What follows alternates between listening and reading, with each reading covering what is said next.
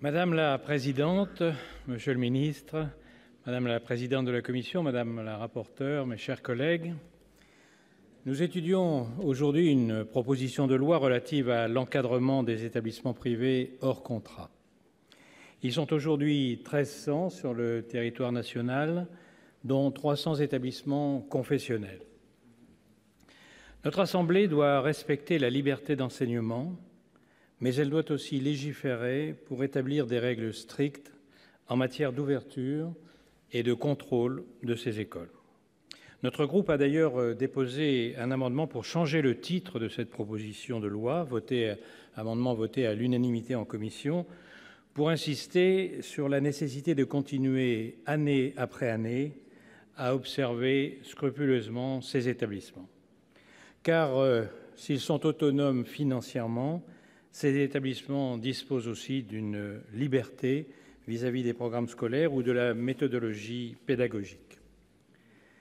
Tout en célébrant cette liberté, n'oublions pas, mes chers collègues, ce que notre système éducatif doit à notre histoire, les lois Ferry sur l'école laïque, gratuite et obligatoire, la réforme Berthoin sur l'allongement de la scolarité, la modernisation de l'enseignement après le rapport Langevin-Wallon.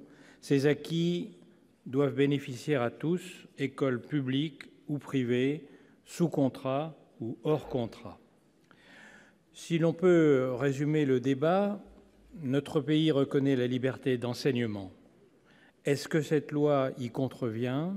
En aucun cas, car à l'heure de la désinformation et dans un contexte de radicalisation de certaines écoles, il est nécessaire que le gouvernement d'un côté, les services des municipalités de l'autre, puissent rapidement intervenir pour empêcher l'ouverture d'une école contraire aux valeurs de la République. Cette proposition de loi tend à donner des moyens efficaces aux acteurs nationaux et aux acteurs locaux, allongement des délais d'opposition, uniformisation des motifs d'opposition, contrôle annuel des établissements et nouvelles conditions à l'enseignement dans ces établissements hors contrat. Des situations comme celle récemment rencontrée à Toulouse ne sont pas tolérables en France.